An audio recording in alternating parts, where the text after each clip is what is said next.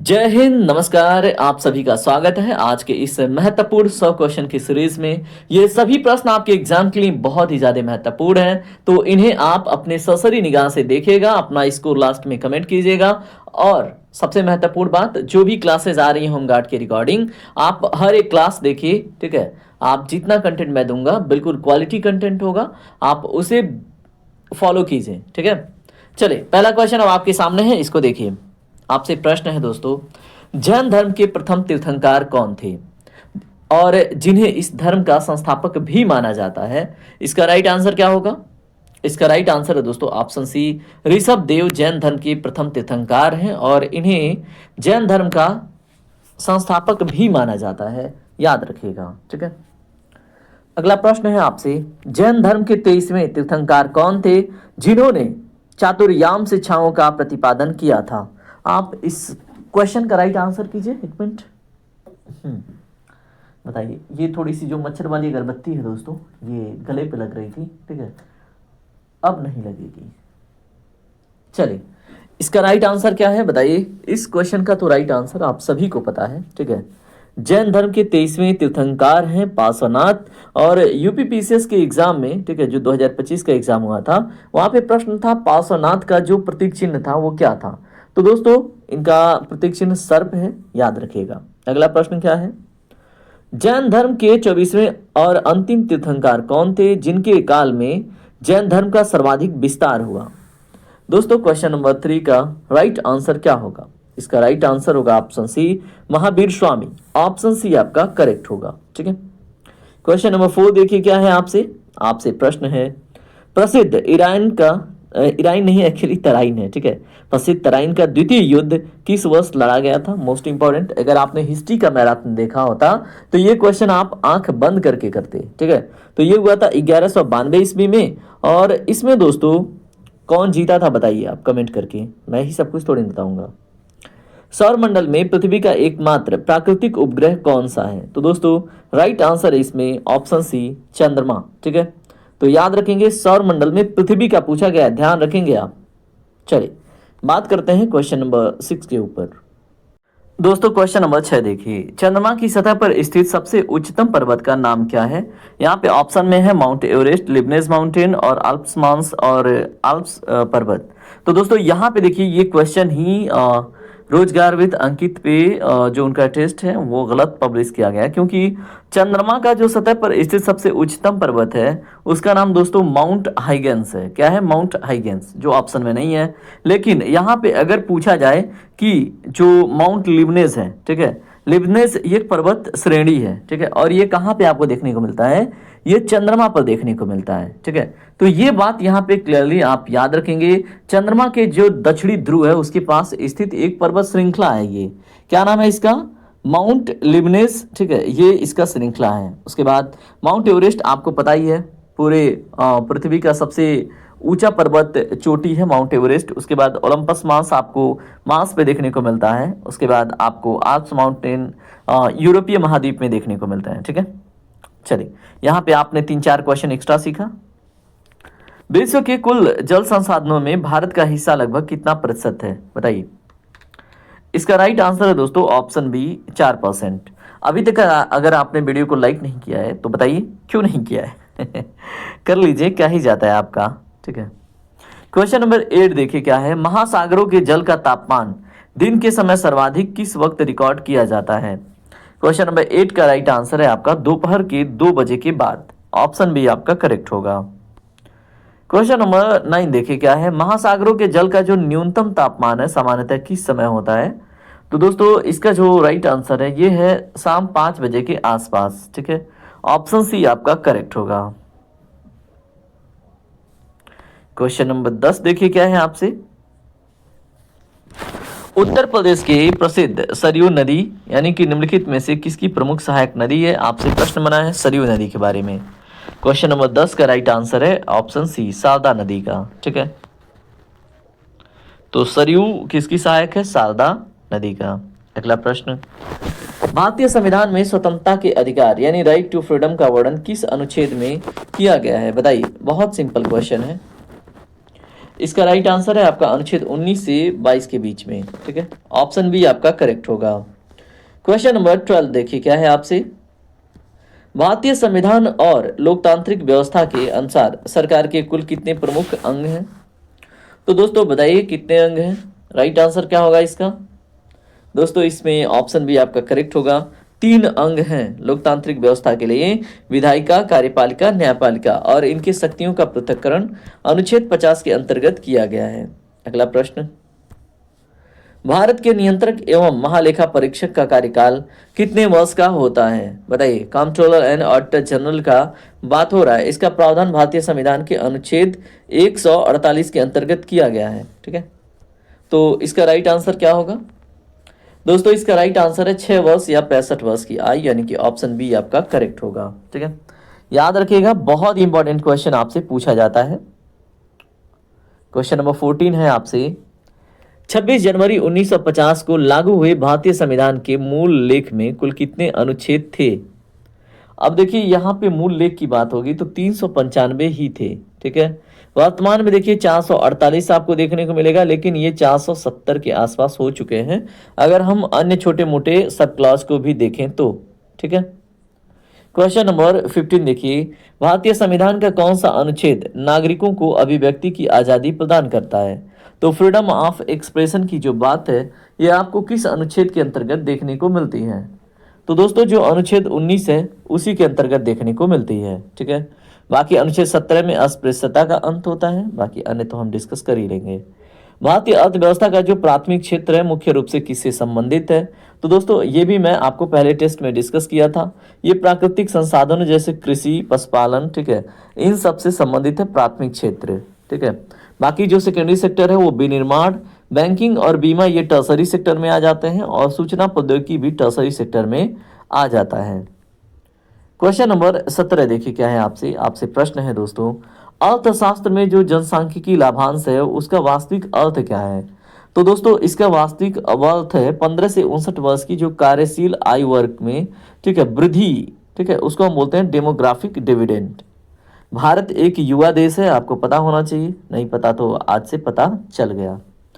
भारत में जो रबी की फसल है जैसे गेहूं और चना की बुआई मुख्य रूप से किन महीनों में की जाती है? तो मेरे दोस्त क्वेश्चन नंबर 18 का राइट आंसर जल्दी से बता दीजिए, क्योंकि आप लोग गांव से आते हैं। ऑप्शन बी करेक्ट होगा, अक्टूबर नवंबर, ठीक है। क्वेश्चन नंबर 19 है आपसे, स्वतंत्र भारत की पहली औद्योगिक नीति फर्स्ट इंडस्ट्रियल पॉलिसी किस वर्ष घोषित की गई थी? दोस्तों क्वेश्चन नंबर 19 का राइट आंसर है ऑप्शन बी 1948 में, ठीक है। तो फर्स्ट क्या है दोस्तों, इंडस्ट्रियल पॉलिसी ऑफ इंडिया 1948 में घोषित की गई थी। अगला प्रश्न, भारत में नियोजित विकास के लिए योजना आयोग यानी प्लानिंग कमीशन की स्थापना कब हुई थी? Very very important question. तो दोस्तों 15 मार्च 1950, यानी कि ऑप्शन सी आपका करेक्ट होगा। अगला प्रश्न क्या है आपसे, भारत में जीएसटी औपचारिक रूप से किस वर्ष लागू किया गया था? वेरी इंपॉर्टेंट, इंटरेस्टिंग और easy question. Option C correct होगा, 1 जुलाई 2017 को असम पहला राज्य बना था, अपने वहां लागू करने वाला जम्मू कश्मीर सबसे अंतिम राज्य बना था, ठीक है। जब किसी वस्तु को पृथ्वी की सतह से ऊपर उठाया जाता है तो उसमें कौन सी ऊर्जा संचित होती है? तो दोस्तों उसको हम पोटेंशियल एनर्जी कहते हैं। ऑप्शन बी आपका करेक्ट होगा, ठीक है। क्वेश्चन नंबर 23 क्या है, भौतिक विज्ञान में परमाणु के नाभिक यानी न्यूक्लियस की खोज का श्रेय किसे दिया जाता है? दोस्तों क्वेश्चन नंबर 23 का जो राइट आंसर है वो है आपका ऑप्शन सी, किसको? अर्नेस्ट रदरफोर्ड को, ठीक है। क्वेश्चन नंबर 24 क्या है आपसे, जीव विज्ञान के अनुसार कोशिका के भीतर प्रोटीन की फैक्ट्री किसे कहा जाता है? दोस्तों क्वेश्चन नंबर 24 का राइट आंसर है राइबोसोम को, यानी कि ऑप्शन सी आपका करेक्ट होगा। क्वेश्चन नंबर 25 क्या है आपसे प्रश्न है, पौधों में पाए जाने वाला जो क्लोरोफिल है यानी कि पर्णहरित जो है ये मुख्य रूप से किसकी उपस्थिति से निर्मित होता है? बहुत ही इंपॉर्टेंट क्वेश्चन है। तो दोस्तों ये सूर्य के प्रकाश, ठीक है, तो क्लोरोफिल मुख्य रूप से किसकी उपस्थिति में निर्मित होता है? तो सूर्य के प्रकाश में, ठीक है। क्वेश्चन नंबर 26 देखिए क्या है आपसे, प्रकाश संश्लेषण के लिए उत्तरदायी जो क्लोरोफिल है के केंद्र में कौन सी धातु पाई जाती है? तो दोस्तों क्वेश्चन नंबर 26 का राइट आंसर है मैग्नीशियम। इसमें आपका ऑप्शन बी करेक्ट होगा, मैग्नीशियम, ठीक है।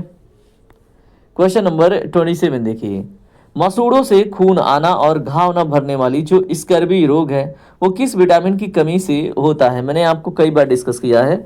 उम्मीद करूंगा कि जो रेगुलर स्टूडेंट है इसका आंसर बताएंगे। तो विटामिन सी है, इसको स्कर्बिक एसिड कहते हैं। विटामिन ए को रेटिनल कहते हैं क्योंकि ये आंख के रेटिना को मजबूत करता है, रोशनी बढ़ाता है। विटामिन बी को दोस्तों क्या कहते हैं आप कमेंट कीजिएगा, बहुत बात बता चुका हूँ उसका कॉम्प्लेक्स, ठीक है।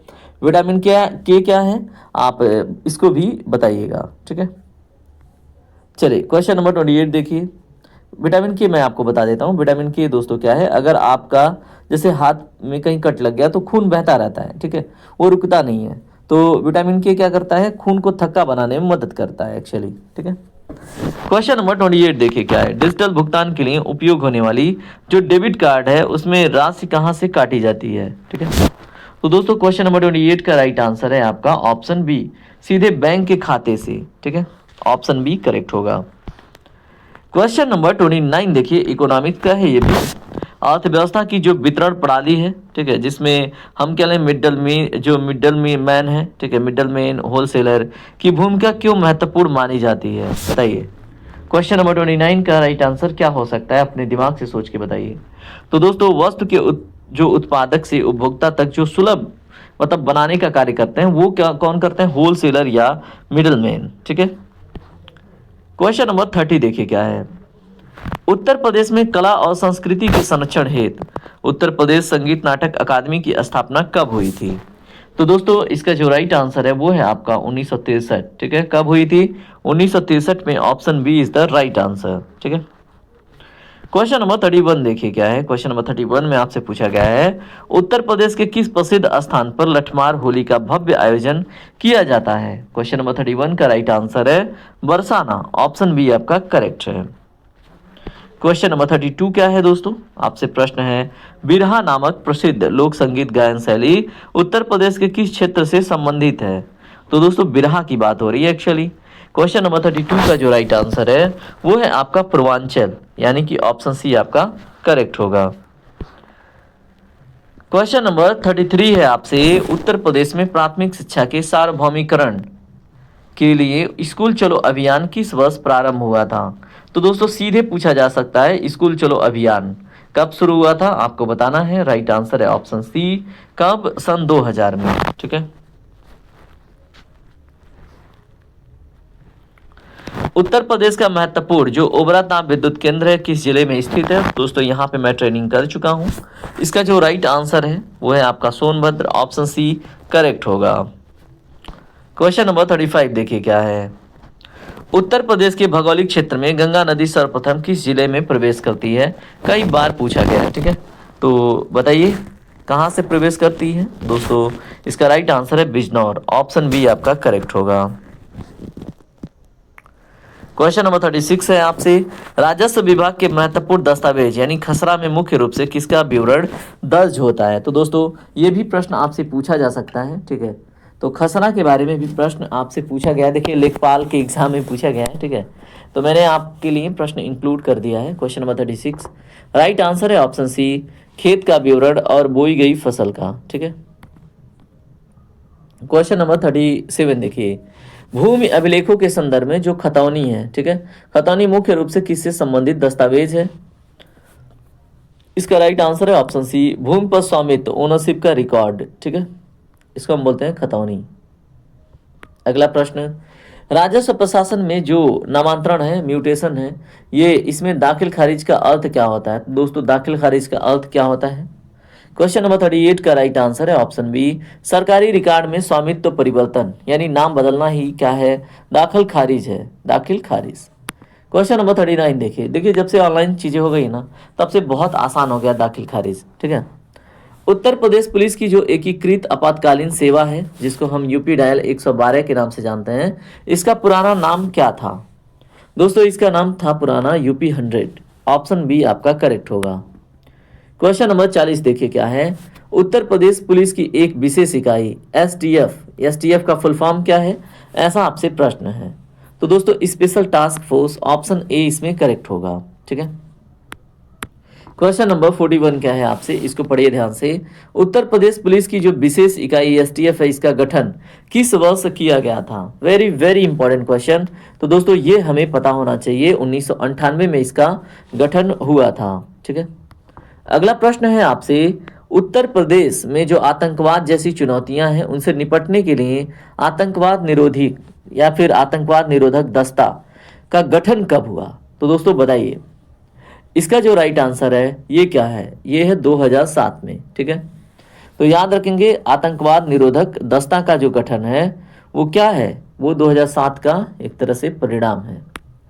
उत्तर प्रदेश पुलिस के अधिकारियों को प्रशिक्षण देने वाली उत्तर प्रदेश पुलिस अकादमी कहाँ पर स्थित है? Very very important question. तो दोस्तों ऑप्शन बी करेक्ट है, मुरादाबाद में। ठीक है, क्वेश्चन नंबर 44 देखिए क्या है। भारत में जो आंतरिक सुरक्षा है, इंटरनल सिक्योरिटी है, उसको बनाए रखने की जो प्राथमिक जिम्मेदारी है ये किस मंत्रालय की होती है? दोस्तों राइट आंसर है इसमें ऑप्शन सी, गृह मंत्रालय की। ऑप्शन सी इसमें आपका करेक्ट होगा। क्वेश्चन नंबर 45 क्या है। भारत में यूएपीए यानी कि अनलॉफुल एक्टिविटीज प्रिवेंशन एक्ट, ठीक है, मुख्य रूप से किससे संबंधित कानून है? तो दोस्तों मुख्य रूप से किससे संबंधित है? ये आतंकवाद विरोधी कानून है। तो ऑप्शन बी आपका करेक्ट होगा, यूएपीए के बारे में, अनलॉफुल एक्टिविटीज प्रिवेंशन एक्ट। ठीक है, चलिए अगला प्रश्न देखते हैं क्या है आपसे। आपसे प्रश्न पूछा गया है कि भारत के कुछ हिस्से में सक्रिय नक्सलवाद, नक्सलिज्म का संबंध मुख्य रूप से किस विचारधारा या आंदोलन से है? तो दोस्तों क्वेश्चन नंबर 46 का राइट आंसर है ऑप्शन बी। ठीक है, यानी कि उग्रवाद और हिंसक वामपंथी आंदोलन से संबंधित है, याद रखिएगा ये। ठीक है, क्वेश्चन नंबर 47 देखिए क्या है। भारत के राष्ट्रीय मानवाधिकार अधिकार आयोग, नेशनल ह्यूमन राइट कमीशन का मुख्य मुख्यालय कहाँ पर स्थित है? तो दोस्तों इसका मुख्य मुख्यालय दिल्ली में स्थित है। याद रखेंगे तो एग्जाम में बढ़िया प्रश्न करके आएंगे। ठीक है, तो याद रखिएगा। यहाँ पे कोई क्वेश्चन छूटा है क्या? चलिए कोई भी क्वेश्चन नहीं छूटा है, मुझे लगा कि क्वेश्चन नंबर 44 छूटा है, तो नहीं, उसका राइट आंसर ऑप्शन सी गृह मंत्रालय है। वो चीज़ मैंने डिस्कस की थी। ठीक है, भारत में मानवाधिकार आयोग के जांच के दौरान किस न्यायालय की शक्तियां उसको प्राप्त होती हैं? तो दोस्तों क्वेश्चन नंबर 48 का राइट आंसर क्या होगा? तो दोस्तों इसका राइट आंसर बताइए, दीवानी न्यायालय के इसके पास राइट आ जाते हैं। ठीक है, तो इस तरह से हमने क्वेश्चन 48 देख लिया, राष्ट्रीय मानवाधिकार आयोग देख लिया, उसके बाद क्वेश्चन नंबर 46 देख लिया। क्वेश्चन नंबर 49 देखिए क्या है आपसे। दक्षिण एशियाई क्षेत्रीय सहयोग संगठन सार्क का जो सचिवालय है, मुख्यालय कहाँ पर स्थित है? दोस्तों क्वेश्चन नंबर 49 का राइट आंसर है काठमांडू, नेपाल में। ठीक है, ऐसे ही बिम्स्टेक पूछे तो दोस्तों बांग्लादेश, ढाका में उसका मुख्यालय है। सोशल मीडिया दिग्गज कंपनी फेसबुक की, ठीक है, फेसबुक ने अपना नाम बदलकर अब क्या रख लिया है? तो दोस्तों नाम बदल चुका है बहुत पहले ही। तो क्वेश्चन नंबर 50 का राइट आंसर आपसे पूछा जा सकता है, इसका नाम है मेटा। ठीक है, चलिए अगला प्रश्न है आपसे, उत्तर प्रदेश का महत्वपूर्ण ओपरा ताप विद्युत केंद्र, ठीक है, किस देश के तकनीकी सहयोग से स्थापित किया गया था? तो दोस्तों किस देश के? राइट आंसर क्या होगा? इसका राइट आंसर है पूर्व सोवियत संघ यानी कि यूएसएसआर के। ठीक है, क्वेश्चन नंबर 52 देखिए आपसे क्या है। आपसे प्रश्न है, गंगा नदी उत्तर प्रदेश के किस जिले से राज्य की सीमा में प्रवेश करती है? रिपीटेड क्वेश्चन है, अब बताइए। ये तो रिपीटेड हो गया ना। इसका राइट आंसर है दोस्तों बिजनौर। ऑप्शन बी आपका करेक्ट होगा। ठीक है, अब यहाँ पे आपको कुछ क्वेश्चन रिपीटेड देखने को मिलेंगे, आप जल्दी से इनका आंसर कमेंट कीजिएगा। ठीक है, ये भी रिपीटेड है। उसके बाद ये भी क्वेश्चन आपको ये इसलिए है कि आप कितने अटेंशन से आप इसको देख रहे थे। ठीक है, इस क्वेश्चन का भी राइट आंसर कमेंट कीजिए जल्दी से। ठीक है, उसके बाद इसका भी राइट आंसर आप मुझे जल्दी से कमेंट करके बता दीजिए। उत्तर प्रदेश में एसटीएफ का फुल फॉर्म आप जल्दी से बता दीजिए। और कुख्यात अपराधों और संगठनों से निपटने के लिए उत्तर प्रदेश में एसटीएफ का गठन भी बता दीजिए, कब हुआ था। जल्दी सब बताना है। ठीक है, एक तरह से ये क्विक रिवीजन भी है ना। उसके बाद एटीएस का गठन कब हुआ था, ये भी आप जल्दी से बता दीजिए। मैंने आपको बताया था यहाँ पे ऑप्शन छुपा दिया गया है। ठीक है, तो बताइए जल्दी से। देखिए यहाँ पे आपका अटेंशन चेक करूंगा मैं हर एक टेस्ट में, कि ऐसे ही आप अटेंशन के साथ कुछ दिन बचे हैं उसको पढ़ लीजिए। ठीक है, अब यहाँ पे देखिए आपको एक क्वेश्चन और मिला है क्वेश्चन नंबर 60 के रूप में, तो इसका भी राइट आंसर क्या होगा बताएं। तो दोस्तों ये भी मैंने आपको बता दिया है, जो नहीं, ये क्वेश्चन शायद नहीं आया था आज। ठीक है, तो इसे देखिए, उत्तर प्रदेश कैडर के नवनियुक्त आईपीएस अधिकारियों की जो राज्य स्तरीय प्रशिक्षण है ये कहाँ पर संपन्न होती है? तो दोस्तों ये संपन्न होती है उत्तर प्रदेश पुलिस अकादमी मुरादाबाद में। ठीक है, तो ऑप्शन बी इसका आपका करेक्ट होगा। राइट, चलिए उसके बाद हम अगला प्रश्न देखते हैं। इसको भी मैंने आपको करा दिया है, जल्दी से कमेंट करके जितने क्वेश्चन मैंने रिपीट कराए हैं उनका जवाब जल्दी से कमेंट कीजिए। ठीक है, यहाँ पे भी आपको क्वेश्चन नंबर 62 में भी रिपीटेशन मिल रहा है, इसको आप भी राइट आंसर कमेंट कीजिए। क्वेश्चन नंबर 63 को भी रिपीट किया गया है, आप इसका भी राइट आंसर कमेंट कीजिए। नेशनल ह्यूमन राइट कमीशन के बारे में भी पूछा हूँ, उसको भी बताइए। उसके बाद वैश्विक स्तर पर आर्थिक सहायता प्रदान करने वाले, अब यहाँ पे कुछ नए क्वेश्चन मिलेंगे। ठीक है, तो आपका अटेंशन चेक किया गया है, आप इसमें कितने अटेंशन के साथ आपने क्वेश्चन को अटेंड किया है आप जरूर बताएंगे। ठीक है, तो ऐसे ही टेस्ट के बीच में आपका एक तरह से होता है ना कि आप सुन रहे हैं, पढ़ रहे हैं, या फिर सिर्फ वीडियो चल रहा है। ठीक है, तो वो भी जरूरी है। वैश्विक स्तर पर आर्थिक सहायता प्रदान करने वाले विश्व बैंक का मुख्यालय कहाँ पर स्थित है? क्वेश्चन नंबर 65 का राइट आंसर क्या होगा? दोस्तों राइट आंसर है इसमें ऑप्शन बी, वाशिंगटन डीसी में। याद रखिएगा। क्वेश्चन नंबर 66 देखिए क्या है आपसे, प्रसिद्ध फाउंटेन पेन का आविष्कार किस वर्ष, ठीक है, आविष्कार वर्ष 1884 में किसके द्वारा किया गया था? क्वेश्चन नंबर 66 का राइट आंसर है दोस्तों वाटरमैन के द्वारा। ठीक है, यानी कि लुइस एडिसन वाटरमैन के द्वारा प्रसिद्ध जो फाउंटेन पेन है इसका आविष्कार किया गया था। कब? 1884 में। क्वेश्चन नंबर 67 क्या है आपसे, भारतीय लोकतंत्र को मजबूत करने और मतदाताओं को जागरूक करने के लिए राष्ट्रीय मतदाता दिवस कब मनाया जाता है? तो दोस्तों किस डेट को मनाया जाता है? 25 जनवरी को मनाया जाता है। ऑप्शन बी आपका करेक्ट होगा। ठीक है, क्वेश्चन नंबर 68 देखिए आपसे क्या है, भारत में प्रत्येक 23 दिसंबर को किसान दिवस किस महान व्यक्तित्व की जयंती पर मनाया जाता है? दोस्तों क्वेश्चन नंबर 68 का राइट आंसर है ऑप्शन बी, चौधरी चरण सिंह। ठीक है, तो 23 दिसंबर को किसान दिवस मनाया जाता है, ये जयंती किनका है? चौधरी चरण सिंह का। ठीक है, क्वेश्चन नंबर 69 देखिए आपसे क्या पूछा गया है, भारतीय कला और संस्कृति का आधार माने जाने वाले ग्रंथ जिसका नाम है नाट्य शास्त्र, इसके रचयिता कौन है? क्वेश्चन नंबर 69 का राइट आंसर है भरत मुनि। ठीक है, option B is the right answer. Question number 70 देखिए क्या है आपसे, आपसे प्रश्न है दोस्तों, मध्यकालीन भारतीय साहित्य की प्रसिद्ध जो पद्मावती कथा है, महाकाव्य है, उसके लेखक कौन है? Very very important question. तो दोस्तों इसके लेखक है मलिक मोहम्मद जायसी। याद रखिएगा, पद्मावती के लेखक। दोस्तों क्वेश्चन नंबर 71 देखिए, प्रसिद्ध दार्शनिक ग्रंथ जिसका नाम है रिपब्लिकन, ठीक है, क्या है? द रिपब्लिक, इसके लेखक निम्नलिखित में से कौन है? इसके लेखक का नाम दोस्तों है क्या? Plato. Option B is the right answer, the Republic के लेखक। क्वेश्चन नंबर 72 देखिए क्या है, आपसे प्रश्न है, कंप्यूटर और नेटवर्क सुरक्षा के अंतर्गत इंटरनेट डेटा को फिल्टर करने और जो अनधिकृत पहुंच है उसको रोकने वाले प्रोग्राम को क्या कहते हैं? दोस्तों इसको हम कहते हैं फायरवॉल। ऑप्शन बी आपका करेक्ट होगा। ठीक है, क्वेश्चन नंबर 73 में आपसे पूछा गया है, जो स्काइप है संचार सॉफ्टवेयर जिसका नाम है स्काइप, इसका मुख्य रूप से किस उद्देश्य के लिए उपयोग किया जाता है? तो स्काइप का मुख्य उद्देश्य क्या है? तो दोस्तों ऑप्शन बी करेक्ट है, वीडियो कॉलिंग और बिजनेस मीटिंग है स्काइप। ठीक है, उसके लिए प्रयोग किया जाता है स्काइप का। उत्तर प्रदेश की महिलाओं की सुरक्षा और सहायता के लिए विशेष वेमेन पावर लाइन, ठीक है, ये इसका नंबर क्या है? दोस्तों अगर विशेषकर हम महिलाओं की बात करें तो 1090। ठीक है, क्वेश्चन नंबर 75 देखिए दोस्तों क्या है आपसे, संपूर्ण भारत में महिलाओं की सहायता के लिए राष्ट्रीय महिला हेल्पलाइन नंबर कौन सा जारी किया गया है? तो दोस्तों ये भी मैंने आपको बताई है कहीं न कहीं। ठीक है, तो महिलाओं की सहायता के लिए स्पेशली है, तो इसका राइट आंसर क्या होगा? 181, ऑप्शन बी। ठीक है, तो संपूर्ण भारत में महिलाओं की सहायता के लिए राष्ट्रीय महिला हेल्पलाइन नंबर 181 है, और अगर उत्तर प्रदेश की बात करेंगे तो 1090 है। ठीक है, क्वेश्चन नंबर 76 है आपसे, मौसम विज्ञान के अनुसार 260 किलोमीटर प्रति घंटा से अधिक की अत्यधिक वायु गति वाले चक्रवात को किस श्रेणी में रखा जाता है? तो दोस्तों इसको किस श्रेणी में रखेंगे? इसको हम रखते हैं सुपर साइक्लोन के रूप में। ठीक है, option B is the right answer. खगोल विज्ञान में जो सुपरनोवा शब्द है इसका अर्थ क्या है? तो दोस्तों क्वेश्चन नंबर 77 का राइट आंसर है तारे का विस्फोट। ठीक है, अब आपको कहां पे देखने को मिल रहा है? तो दोस्तों option B is the right answer. ठीक है, तो इसको आप याद रखेंगे। क्वेश्चन नंबर 78 क्या है? पहाड़ी क्षेत्रों में होने वाले भूस्खलन का सबसे प्रमुख मानवीय कारण क्या माना जाता है? तो दोस्तों सबसे प्रमुख जो कारण है वो है डिफॉरेस्टेशन, यानी कि वनों की कटाई। ठीक है। क्वेश्चन नंबर 79 देखिए, प्रधानमंत्री फसल बीमा योजना के अंतर्गत रबी की फसलों के लिए किसान द्वारा देय प्रीमियम दर कितनी निर्धारित है? तो दोस्तों राइट आंसर है 1.5%। ठीक है।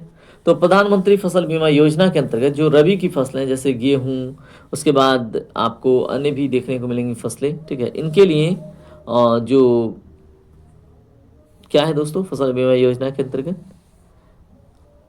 निर्धारित इनका रेट जो है, प्रीमियम रेट है 1.5% है।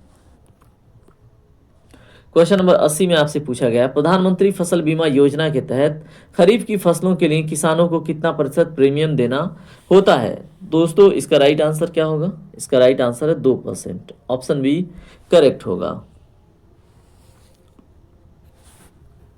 क्वेश्चन नंबर आप 81 देखिए क्या है, आपसे आपसे प्रश्न है, प्रधानमंत्री फसल बीमा योजना के अंतर्गत वाणिज्यिक और बागवानी फसलों के लिए जो निर्धारित प्रीमियम दर है वो क्या है? तो इसका राइट आंसर क्या है? इसका राइट आंसर है 5%। ऑप्शन सी करेक्ट होगा। ठीक है। तो प्रधानमंत्री फसल जो बीमा योजना है उसके अंतर्गत वाणिज्यिक और बागवानी फसलों के लिए जो प्रीमियम रेट है वो क्या है? 5%। चलिए करेंट अफेयर का एक क्वेश्चन आपके सामने है, देखिए इसको। निश्चय पोषण योजना के तहत जो टीबी के मरीज हैं उनको उपचार देने के लिए उसके उपचार के दौरान प्रतिमाह कितनी सहायता राशि दी जाती है? तो दोस्तों राइट आंसर क्या होगा क्वेश्चन नंबर 82 का? ऑप्शन बी 1,000 रुपये प्रतिमाह। ठीक है।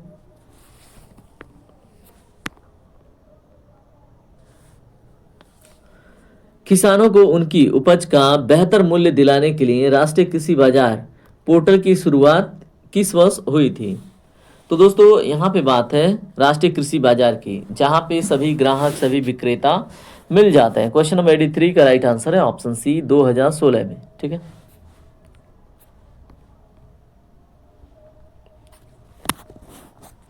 भारत सरकार द्वारा संचालित वन धन योजना का प्राथमिक लक्ष्य क्या है?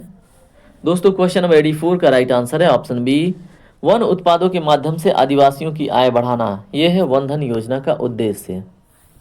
क्वेश्चन नंबर 85 देखिए, 2011 के जनगणना के आधिकारिक आंकड़ों के अनुसार भारत की कुल जनसंख्या कितनी दर्ज की गई थी? तो दोस्तों ये भी हमें पता होना चाहिए, 121 करोड़ इसमें करेक्ट आंसर होगा। ठीक है।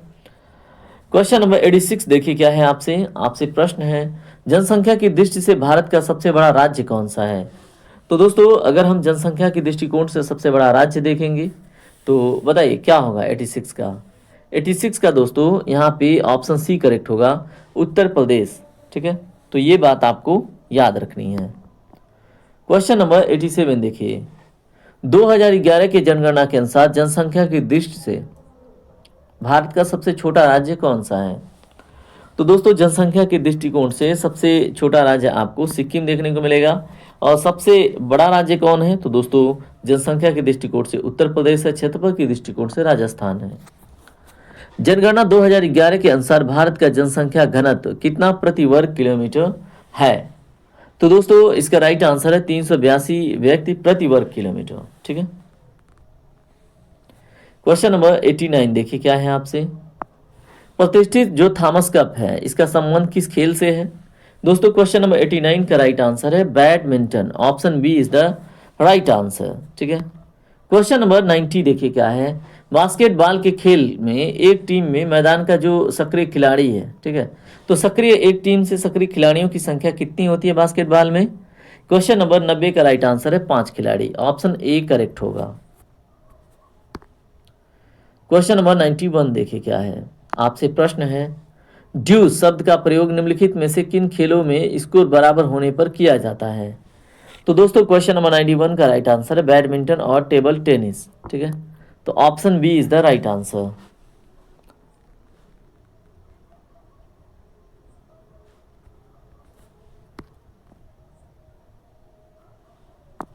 अगला प्रश्न क्या है, क्रिकेट के खेल में मुख्य पिच की जो कुल लंबाई है वो कितनी होती है? तो दोस्तों क्वेश्चन नंबर 92 का राइट आंसर आपका है ऑप्शन बी 22 गज, ठीक है, यानी कि 20.12 मीटर, याद रखिएगा।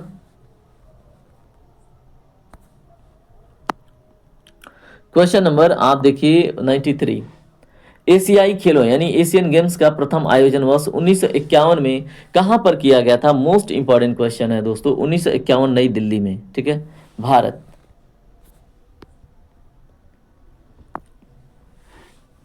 एशियाई खेलों का जो आधिकारिक आदर्श वाक्य है वो क्या निर्धारित किया गया था? दोस्तों क्वेश्चन नंबर 94 का राइट आंसर है ऑप्शन ए, हमेशा आगे की ओर बढ़ो, ठीक है।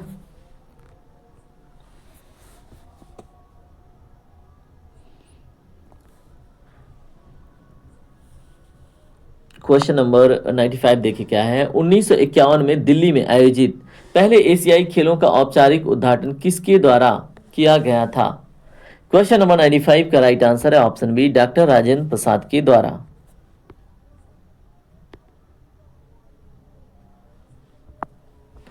सामान्यतः एक आदर्श मॉडल पेपर में चयन की संभावना के लिए अपेक्षित सुरक्षित स्कोर क्या माना जाता है? तो दोस्तों एक आदर्श मॉडल पेपर की बात हो रही है, ठीक है। तो अब बताइए, अगर ये आपकी स्ट्रेटजी है आपके एग्जाम का और ये पेपर हो तो आपका, ठीक है, स्कोर बताइए, मुझसे साझा कीजिए। आपके कितने स्कोर आए हैं आज के टेस्ट में 96 नंबर के क्वेश्चन में? तो दोस्तों अगर आप 75 प्लस नंबर ला रहे हैं, ठीक है, तो बिल्कुल एक सुरक्षित स्कोर होगा आपके सिलेक्शन के लिए। बाकी कैटेगरी वाइज भी डिसाइड होगा, ठीक है। क्वेश्चन नंबर 97 देखिए क्या है, आपसे प्रश्न है, भारतीय संविधान के किस अनुच्छेद के तहत ग्राम पंचायतों के संगठन का निर्देश दिया गया है? तो दोस्तों क्वेश्चन नंबर 97 का राइट आंसर क्या होगा? तो इसमें अनुच्छेद 40 आपका करेक्ट होगा। याद रखिएगा, अनुच्छेद 32 संवैधानिक उपचार है, अनुच्छेद 44 यूनिफॉर्म सिविल कोड है, अनुच्छेद 51 दोस्तों किसके बारे में है? आप कमेंट करके मुझे बताइए, ठीक है। क्वेश्चन नंबर 98 देखिए क्या है आपसे, क्षेत्रफल की दृष्टि से भारत का विश्व के देशों में कौन सा स्थान है? तो दोस्तों इसका राइट आंसर है ऑप्शन सी, 7वां स्थान है, ठीक है।